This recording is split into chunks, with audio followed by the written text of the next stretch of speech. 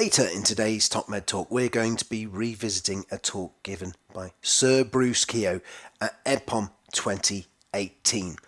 Before that, though, we're going to be having a little look at what's happening at this year's Ebpom, which takes place this week. TopMedTalk. Welcome to TopMedTalk, the broadcasting arm of Ebpom, evidence-based perioperative medicine. And this week is a huge week in the perioperative calendar. You may or may not be aware the Ebpom World Congress is taking place. It's going to be a series of incredible conversations featuring many topics. If you want more details written down for you so that you can reread them, ebpom.org. But what we're going to do now is have a little look through what you can expect this week at Evidence-Based Perioperative Medicine World Congress. Of course, joined with Prehab 2023 this year. We're going to be looking at 4 sessions in this podcast. There are many more. We're going to be looking at what is prehabilitation, ERAS, perioperative medicine and prehab, past, present and future, the potential of artificial intelligence in perioperative care, and mechanisms of prehabilitation. All 4 of those talks are going to be featured in Ebpom alongside a load of other stuff. If you click on ebpom.org now, you can download the entire running order for the meeting so that you can see everything that's coming up. These are just some we've picked out. So first of all, what is prehabilitation? Featuring Mike Grocott, who is, of course, a well-known name here on TopMedTalk. Check out the show notes to this podcast for links to various appearances from him. He's going to be giving a small presentation, what is prehabilitation, that will be then thrown open to panel discussion with Franco Carli, Gerrit Sluter and Linda Denny. What is prehabilitation? We recently heard from Gerrit Sluter on TopMedTalk at the historic meeting which officially announced the merging of the Perioperative Exercise Testing and Training Society, POETS, and the International Prehabilitation Society. That episode is linked to in the show notes. You'll hear Mike Grocott in there as well. Also, we have ERAS, Perioperative Medicine and Prehabilitation, past, present and future. This is one of the Ernest Henry Starling plenary lectures. They're always a treat, they're always in detail, and they're always entertaining. It's Franco Carli giving a talk on that subject. ERAS, POM and Prehab, past, present and future.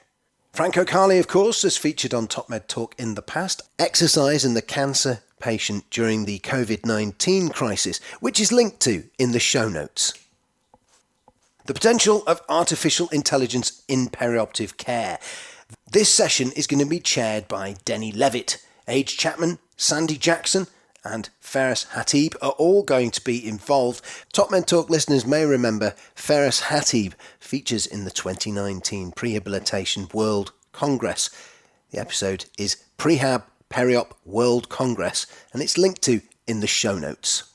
Have a little listen to that when you get the time. Also coming up, mechanisms of prehabilitation, chaired by Bernard Rydell, with Malcolm West, John Whittle and Chelsea Gillis all giving presentations before a panel discussion.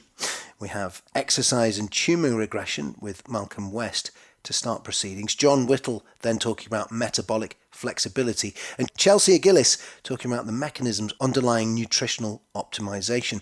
This will then be thrown open to a panel discussion as the mechanisms of prehabilitation are discussed. Chelsea Gillis is worth checking out in the episode of TopMedTalk called Nutrition and Surgery, a Dietitian's Perspective. That is linked to in the show notes. Don't forget, of course, virtual tickets are available to buy right now. All you need to do is check out the drop-down menu on the ebpom.org website. You can purchase them for as little as £50. This gives you access to all 3 days and the ability to re-watch for up to 30 days. After you've purchased your ticket, you'll see a download button on the confirmation page.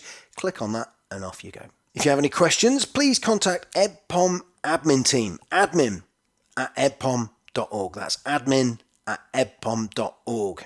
Of course, current Ebpom members will be sent an email directly with this information. Don't forget the Ebpom barbecue as well. That's on the 4th of July, taking place at the Montague Hotel and Bar and Beach Bar area. Tickets for that, only £50, includes a welcome drink, food and unlimited beer, wine and soft drinks. Book that on the ebpom.org website. Here at TopMedTalk, we were reflecting on the history of evidence-based perioperative medicine and the conferences that have been organised over the last 5 or 6 years. And one of the moments that stuck out was this. We're going to listen now to an episode of TopMedTalk called Ebpom 2018. Sir Bruce Keogh, the NHS at 70. And I'm delighted to welcome Sir Bruce Keogh to the stage. Bruce, as many of you will know, is our recently retired medical director of the National Health Service. Started his life as a cardiac surgeon. Talked to us on the stage about 12, 13 years ago, which you remember very fondly. Most of you will know the NHS is 70 years old this week. And it's quite a special moment. There's lots of changes in funding coming, lots of changes about the way that we do things. And I'm really grateful for Bruce for giving us the Ernest Henry Starling Plenary Lecture of 2018, which will be our NHS 70 years on. Bruce, welcome.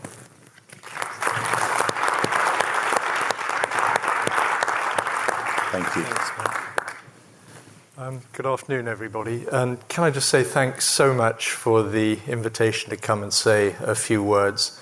I think it was 2008 that I was here last. Somebody reminded me that I was then talking about the 60th anniversary of the NHS. While I was waiting to come in, I was watching Prime Minister's Question Time on my mobile phone. It's a sort of sad thing you do when you've been in the job that I've been in for a while. And I was reminded of Dickens' remarks, where he said it was the best of times, it was the worst of times, it was the age of wisdom, it was the age of foolishness, it was the epoch of belief, the epoch of incredulity, the season of light, the season of darkness, and the spring of hope and the winter of despair. And I think we're living in a very febrile kind of political environment at the moment. And I'm equally reminded of something that Bevin said round about the time that he was arguing for National Health Service. He said, discontent arises from a knowledge of the possible as contrasted with the actual. And when you think about that, that's really quite a profound statement. I've also found myself reflecting on the personal observation that I think the tectonic plates of politics, leadership, power, and public expectations are shifting, not just in this country, but around the world. We're seeing increasing dissatisfaction with the institutions of government, the institutions that are meant to be looking after people, whether they happen to be in Europe or whether they happen to be in Washington. This is fueled by the economic consequences of the 2008 global financial crisis, coupled with the technological power of instant communication. And so it's breeding a sense of localism and a sense of commentary and a sense of different expectations. We've seen it with the election of Donald Trump in North America. We've seen it with the Brexit referendum in this country, and we've seen it to some extent with the junior doctors signalling discontent about not just the way they were being treated in the NHS, but equally, I think, concern about the future of the National Health Service. And Darwin is attributed as having said, and I don't think it was him, but he gets the credit anyway, it's not the strongest of the species that survives, nor the most intelligent, but it's the most adaptive. And I find myself thinking there are many healthcare systems around the world. None of them are perfect. We do not have a perfect healthcare system. We never will because of the nature of the progression of science and healthcare. And all are struggling with pretty serious climate change. They're having to deal with the winds of changing demand. So the demand for our NHS going up about 4% per year. Rapidly escalating cost of drugs. Our annual drugs bill is about £16 billion. It's going up at 7% per year. So that's 7% of a big number. And changing public, professional, and political expectations. And it's also having to deal with the darkness, all of them, of financial constraint, whatever form that might take. But the United States don't have enough money to run their healthcare system. You see that being debated in the Senate. Germany don't have enough money. France doesn't have enough money. We don't feel we have enough money, and people in Zimbabwe don't feel they have enough money. So the solution lies somewhere in the intellectual capital of people working in healthcare systems. But we've been here before, so given that this is sort of the last talk of the day and nobody really wants to hear too much data, let me just ask you to imagine it was 1947 and we were thinking of establishing a health service. The first 3 months of the year saw a terrible winter with a shortage of fuel, so people were getting cold. April saw the worst floods in the country for 53 years. In May, the exchange rate with the dollar changed, so that the price of foodstuffs went up. It had also gone up as a consequence of the floods and the prolonged winter. And bread was rationed for the first time, having never been rationed before. In September, the meat ration was reduced from what it had been during the war. The bacon ration was halved in October, and in November, potatoes were rationed. Not a great time to have a big debate about spending a load of money on a health service, you might argue. But actually, it leads you to the hypothesis that great things can come out of hard times. And I was traveling on the tube recently, and I bumped into an old, well, he's not old actually, but a consultant colleague from St. Thomas's. It was about 11 o'clock in the evening, so I'll leave you to draw your own conclusions as to what kind of nick he was in. But he was sitting on the other side of the tube, and he leant over, he said, "Bruce," he said, "how bad do things have to get before we actually change?" And there's some merit in that particular question. So I'm going to invite you just to sit back and think, do we have a track record of being able to do stuff in this country? Can we change? I'd like you to think about our contribution to global medicine in terms of science.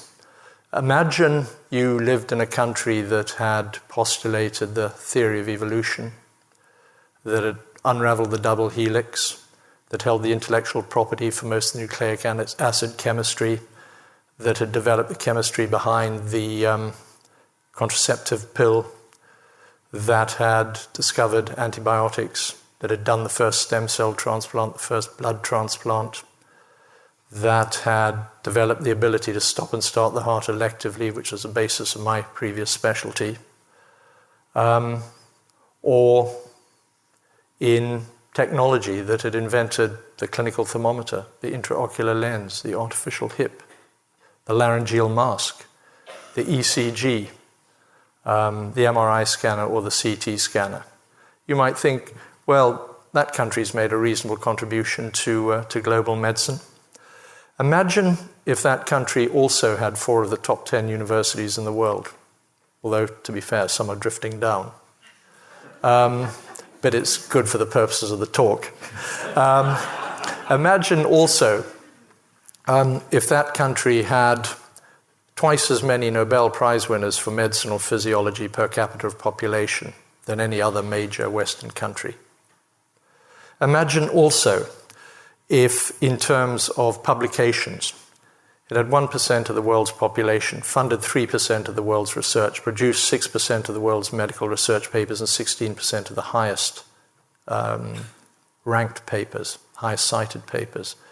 You would think that's not a bad country to pursue a medical career in.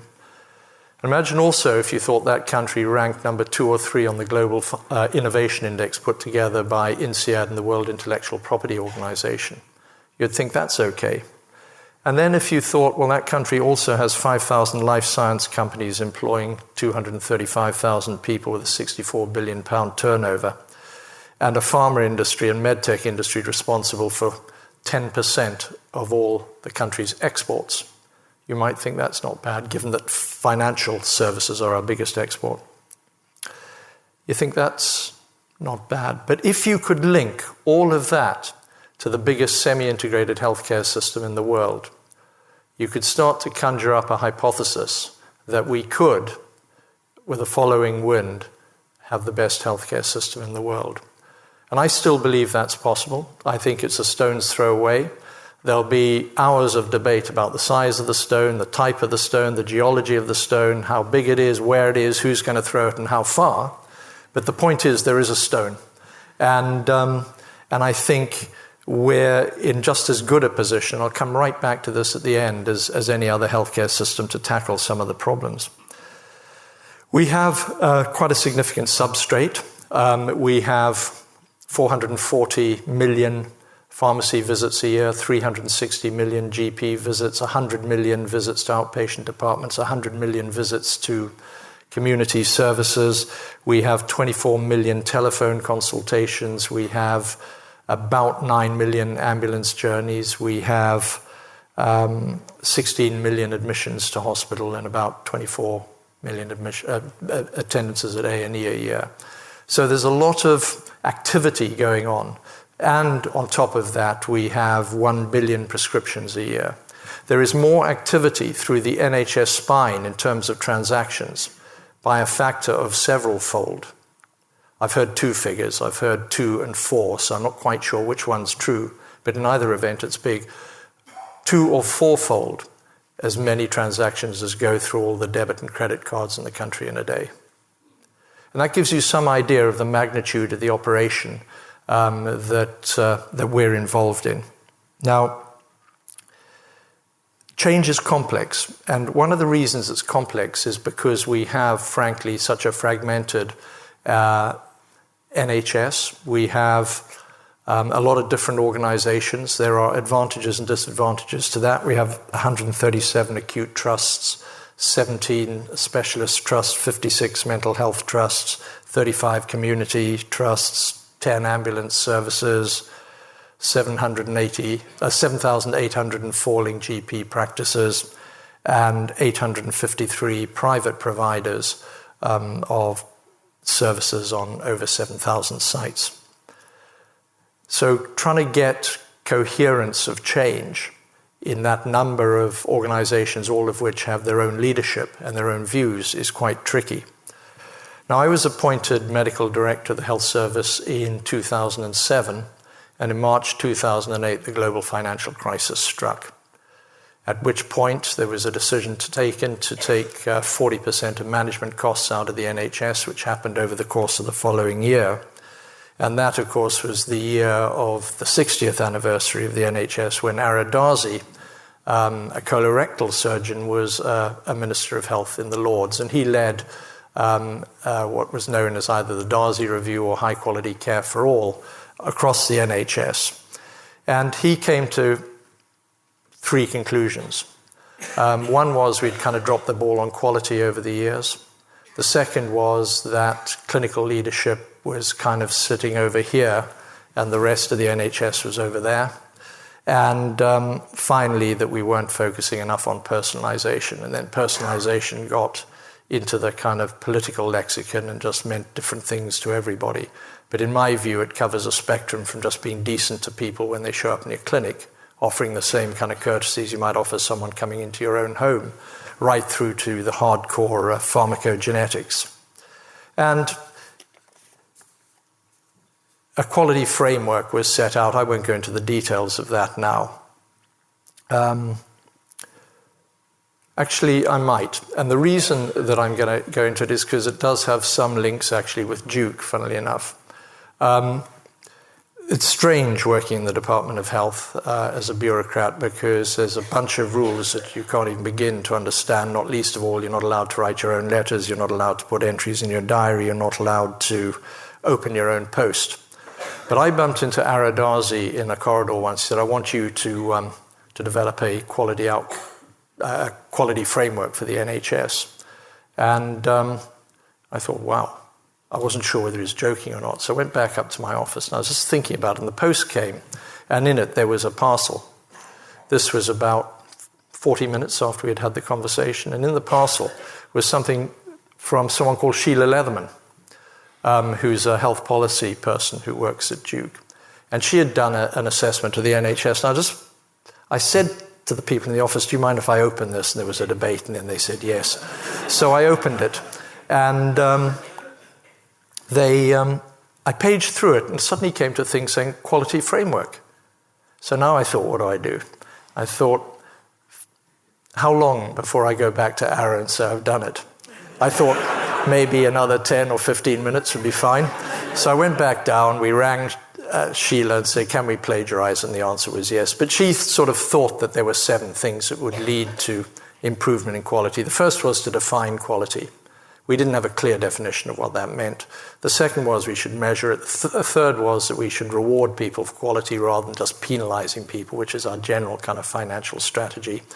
The fourth was we should put leadership in place to enable those things to happen. The fifth was that we should develop academic endeavor, and that led to the concept of the academic health science centers and subsequently to networks. And the sixth was that we should kind of regulate to have our gains, and I've forgotten what the seventh was, but you get the idea. It was a fairly structured thing. And we were making progress with that when in 2010 there was another election. And just as that was beginning to bite, we had a coalition government with Andrew Lansley coming in as the new Secretary of State with his own views as to the way things should be done. We managed to get him to hang on to a definition of quality, which, as most people know, is in the domains of effectiveness, safety, and patient experience. But he summoned me and he said, I want you to make clinical outcomes a currency of the NHS. And that had been an interest of mine for some time. And that seemed a great challenge. And I got some guys on my team to think about it. And we had a smart guy who didn't have a health background, actually. He'd come from the cabinet office. He rang me about 48 hours later. He said, Bruce, he said, I think I've got it. He said, doesn't matter what healthcare system you're thinking of, it should do 5 things. He said, firstly, it should stop you dying prematurely from things that it can. Now, that's only a small proportion of illnesses. There's some major determinants of early mortality are education, tobacco usage, that kind of stuff. But he was referring to cardiovascular disease and things like that. The second thing is it should help you live well with a long-term condition. The third thing is it should help you get better from a recoverable illness, broken leg, cataract operation, something like that. All of that fitted neatly into the domain of clinical effectiveness.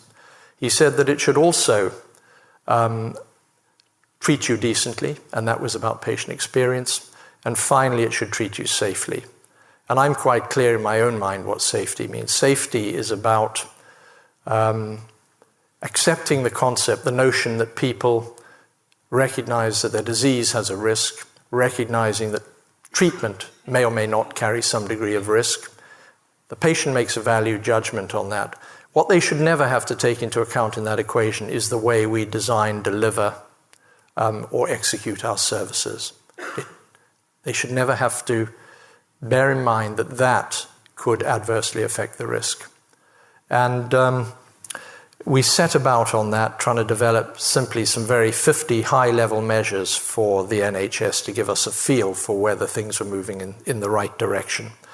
And we can talk about that if we have to, but broadly speaking, they are. But in the meantime, we tackled a number of problems. Now, I've been a little bit disappointed with some of the media coverage on the NHS over the last few weeks, where much of the focus, there's been some celebratory stuff, but some of the focus has been quite critical in a way, and I accept the need for that kind of diagnostic criticism, because if you don't make the diagnosis, you can't treat the problem. But we have made some big gains. And it hasn't always, sadly, come from people working in the NHS. MRSA was an example. So in 2003-04, when I was a surgeon working in Birmingham and kind of prowling the ITU, we had 7,700 cases of blood-borne MRSA in the NHS a year. And I remember my secretary said to me once, she said, you've seen this stuff from the Department of Health. They want to halve MRSA rates. And I thought to myself, what are those guys smoking? We just come down to our ITU. You've got old patients, sick patients, transplant patients with, on immunosuppressants and so on and so forth. What do they expect? Now, the thing that had driven that was the Daily Mail. The Daily Mail had been having a go about MRSA on a daily basis. And eventually John Reid, who was the Secretary of State, a guy with a history degree, he just got fed up with it. And he summoned the chief nursing officer and just said, I want MRSA halved in 3 years. And then, he made a political announcement and The question was nobody really knew what to do. But in the event, a plan was put in place. And by 2015 and 16, there were only 817 cases. That's an over 90% reduction. And what's always niggled at me is that the ambition to do that came from outside the clinical professions. It didn't come from inside. And yet we knew from the days of Semmelweis exactly what we should do because the strategy wasn't hugely different. Anyway, I leave that as a reflection. I think a next learning point I had was I used to be summoned to various select committees in Parliament from time to time. Anyway, I got summoned to talk to a parliamentary committee on venous thromboembolism. And there was a group of people, it was a room about this size, and there were probably 150 people in there. A lot of them were researchers, and they were campaigners to do stuff for venous thromboembolism. I was a bit skeptical because I knew they were funded by anticoagulant people. Anyway, the evidence was presented that loads of people were dying in our NHS, some figure over 50,000 from, it was 38,000 people were dying in our hospitals from VTE, and 25,000 of those were preventable. Seemed a big number to me, but nevertheless, there was no argument among the researchers about the numbers. And then they turned on me and said, you need to mandate venous thromboembolism prophylaxis. The first person to say that was the president of the Royal College of Surgeons, John Black. He said, I did my thesis on this 40 years ago, and nothing's changed. And then the president of the Royal College of Physicians stood up and said exactly the same. He said, nothing's changed, you've got to mandate it. And what I was trying to do was not mandate stuff. So I said, look, it's not my job to tell you guys what to do. And, I talked about clinical freedom and all that kind of stuff. Anyway, as I was walking back to my office, a penny dropped. They weren't asking me to tell them what to do. They were saying, make it easy for us to do what we know needs to be done. And so I got hold of the 10 regional medical directors and all the college presidents. And we said, what should we do? Shall we tackle VTE? And the answer was yes. And what I learned from that was that where you had a common clinical consensus that something could be tackled, I could then easily go to the NHS Management Board or whatever forum was the appropriate place and put the financial and other levers in place to make stuff happen. And whilst there was debate about the value of venous thromboembolism assessment with people coming into hospital, it was broadly agreed it was a good thing. And we went from, we couldn't measure it at first, but somewhere between, we thought 25 and 40% of people being assessed, to well over 90% within 18 months, which is one of the fastest changes the NHS has ever seen. And the thing that made that possible was the fact that we had all the colleges saying this is the message, a unity of purpose from the clinical professions. And by colleges, I'm including the Royal College of Nursing and the Royal Pharmaceutical Society and others. And so the lesson there was when you have common purpose between managers, policymakers, and clinicians, you can make good things happen quite quickly. The next thing we came into trouble with was trauma centers. So the Public Accounts Committee got upset. They said in America they've got big trauma centers, much better than here. And we were in the process of trying to develop trauma networks. And Keith Willett, who was the National Clinical Director for Trauma, set about setting up a series of trauma networks and designating major trauma centers. And we ended up with 27 major trauma centers and 22 networks. And then it started to get ugly because, again, the Daily Mail started to say this is just a cost-cutting exercise. You guys are killing people. They're going to die in the back of the ambulance. They have to go past a regular A&E. This is not good. And all sorts of things happened. But in the first year of operation of those networks, the odds ratio for survival with people with an injury severity score of greater than 8 went up by 15%. In the second year, it went up by 30%, and in the third year, it went up by 50%. And the variability reduced quite substantially. So sometimes these things that are right to do don't necessarily get the kind of reception that you hope. Similarly, with hip fractures, some guys from UCL wrote to me in the early days saying that they wanted to set up a database for hip fractures. I thought, well, good luck with that, because I'd tried setting up one for cardiac surgery, which took 10 years. But they were much better than me. They did it quite quickly. And then they used it for measuring a whole bunch of things. So we put a payment system in place for hip fractures, which kept 19% of the tariff reserved for 10 things that had to be done, like you had to have your operation in 36 hours, you had to have proper joint care, you had to have a falls assessment, a bones assessment, and so on and so forth. In 2010-14, only 24% of people having their hips fixed had all 10 criteria. And by the end of 2014, it was up to 64%. And now over 90% have 9 out of the 10 things done. And the length of stay went down by 6 days for hip fractures. A not dissimilar sort of endeavor to the kind of things that you guys are discussing here at the moment. So big things can happen when the right systems are put in place to enable people to do what they want. Similarly with myocardial infarction, 99% of people who are eligible now, according to the BESIS database, get primary PCI. 77% get it within 150 minutes of picking up the telephone. That's very impressive. And the median door-to-balloon time is 41 minutes. I've seen people advertising, when you're traveling on a plane, door-to-balloon times as being really good, that are slower than that. But this is for the whole country, whether you're in Northumbria or in London.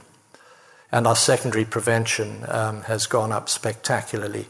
This is as a consequence of a framework to improve things. 98% of all people who have a heart attack end up on antiplatelets, 97 on statins, 96 on beta blockers, and 94 on ACE inhibitors. That's something we should be really proud of in the NHS. Sepsis was the next big kind of clinical thing which we've started to tackle. We've still got some way to go. We started that in kind of 2014. By 2015, we were introducing a bigger focus on sepsis in A&Es. And at that time, at the beginning, only 52% of people who had signs of sepsis were actually being checked for it. And that rose to 78 in the space of a couple of years, and people getting antibiotics within an hour rose quite quickly. December last year, screening of people, not just in A&E, but across the NHS, the sample size is not uniform. And so you have to take this the way it's meant, but in places that have tried to tackle it properly, screening is up at 87%, and 80% of people are treated within an hour. And I have to say, in the hospital that I chair, every single patient that doesn't get their antibiotics within an hour, that's assessed. So it's taken quite seriously. The other thing that we're introducing, and you'll probably hear more about this next week, is a national early warning system. 10 years ago, the Royal College of Physicians proposed it. Brian Williams, professor of medicine at UCL, has been working on it for a long time. I think we've got something now that's pretty hard and evidence-based and is good. We're expecting that to go national and be mandatory during the course of this year. I was quite horrified to realize that in one area of the country, a high score meant you were doing well, and in an adjacent hospital, a high score meant you were really sick. I mean, if you're moving from hospital to hospital, how are you expected to deal with that without mistakes? In terms of stroke, we've had an interesting experience, similar kind of accusations of cost saving and putting lives at risk. But in London, many of you will know that not long ago, there were 32 receiving centres for stroke. We reduced those to 8.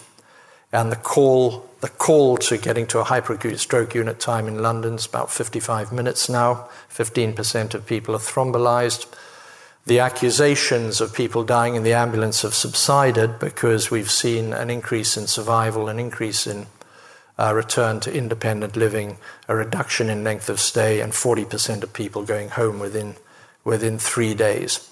So that's been another quite significant advantage. The other thing which has caused some difficulty was this again, frankly, was politically driven. It was driven out of Number 10. They wanted us to estimate how many people in each part of the country, they wanted to know the prevalence of dementia because they could see it coming as a big problem. And there were a number of studies that were done, and kind of prevalence indicators were drawn up for each CCG, and then a target was set that, according to that prevalence, 2/3 of people, they should diagnose at least 2/3 of people that were expected at having dementia. And this led into direct conflict with a number of people, because the argument was, why would you want to diagnose dementia when you can't treat it? And that's not an unfair question. The response to that is that it's not about treating people. It's about putting structured support in for their families and friends and for the individual. And so I think that's pretty well embedded, but I've seen dementia in my own family, and I've seen a complete change. I'm not talking about me, just I've seen a complete change in the way things are treated now. And that, again, was something I was pretty skeptical about at the time. So there are a series of priorities that NHS England is having to deal with at the moment. Cancer, mental health. I had wanted to develop an arithmetic way of developing priorities. That turned out not to be possible. Politics drives a lot of this stuff. Conservatives in the coalition wanted cancer. Lib Dems wanted mental health. Deals were done. But that's the way things sometimes work. But everything that we have to tackle requires, I think, very good and robust clinical leadership. And I think we're now in a position where we have more clinical leaders in the NHS than we've ever had before. We have medical directors of NHS England, NHS Improvement. We have 15 Academic Health Science Network, all of which have a very strong clinical leadership. We have clinical senates, we have 12 of those. We have regional medical directors now, directors of nursing and pharmacists. We have 16 area medical directors. We have 16 national clinical directors. We have 200 clinical leads of CCGs. We have a whole swathe of physicians working in the GIRFT program, which I believe you've heard about, and we have a national quality board. So we're in quite a good position, I think, to tackle the future.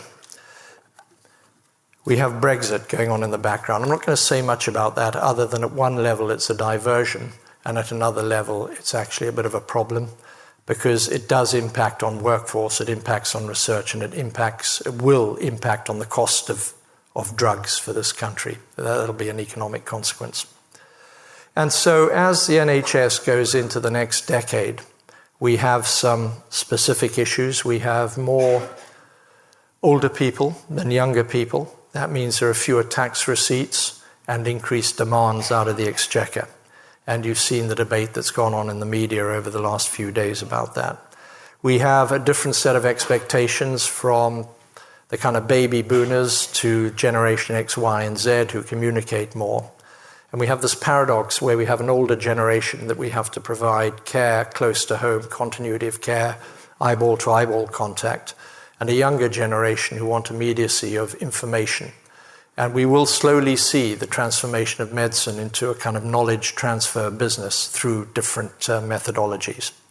So I find myself, in the light of all of this, asking, what would Bevin do now?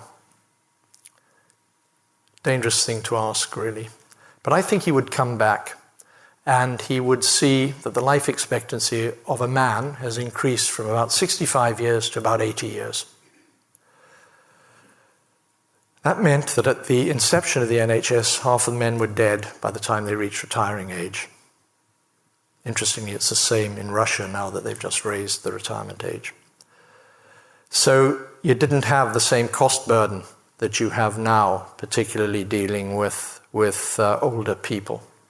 He would also see that there should be a big focus on prevention of disease, and that prevention rests with local authorities, metropolitan authorities who deal with housing, education, sport, transport, immunization.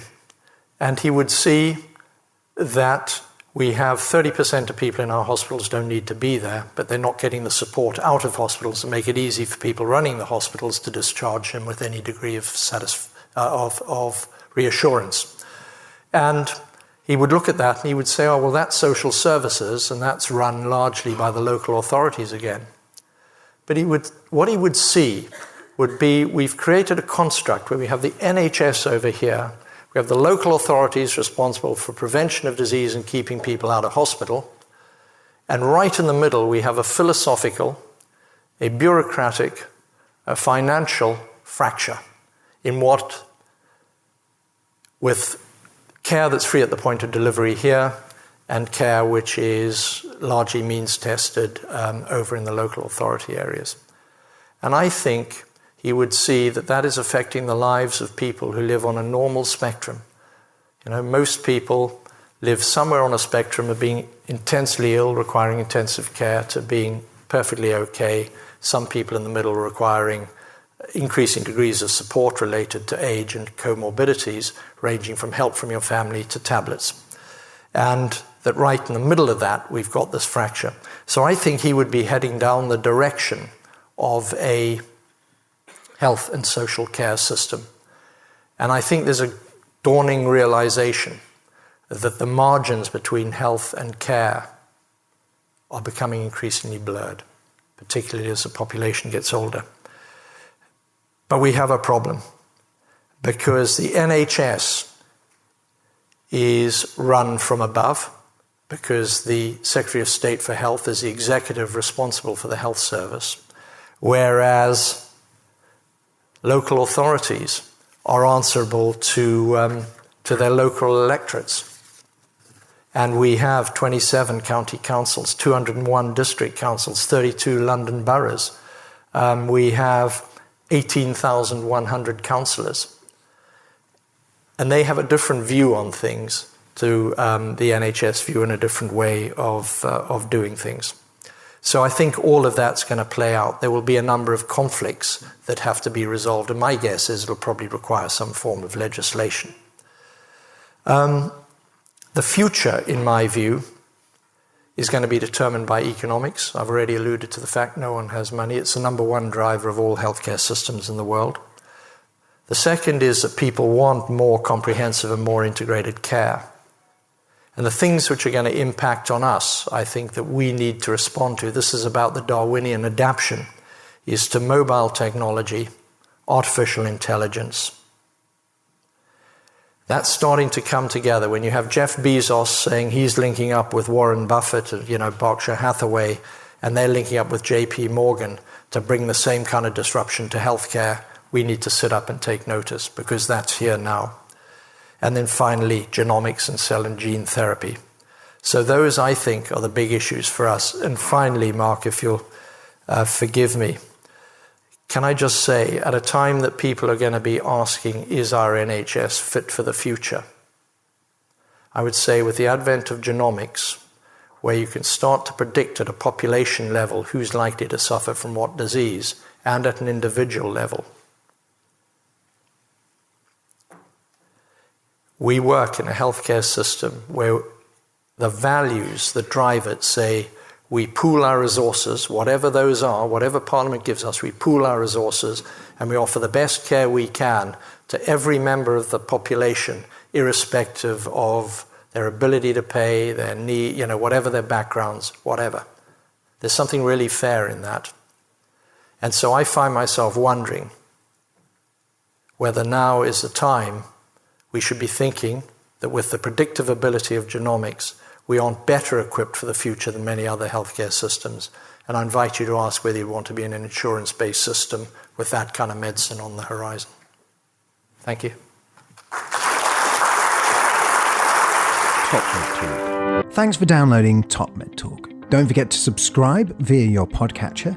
Don't forget to check us out on social media. We're on Twitter, Facebook, LinkedIn, and YouTube. And also, don't forget, TopMedTalk is the broadcasting arm of Ebpom, Evidence-Based Perioperative Medicine. We'd love you to find out more about that. If you check out ebpom.org, you can find low prices on some of the conferences we're organising around the world. Many of them are virtual and don't even involve you leaving your own home. Check out ebpom.org now.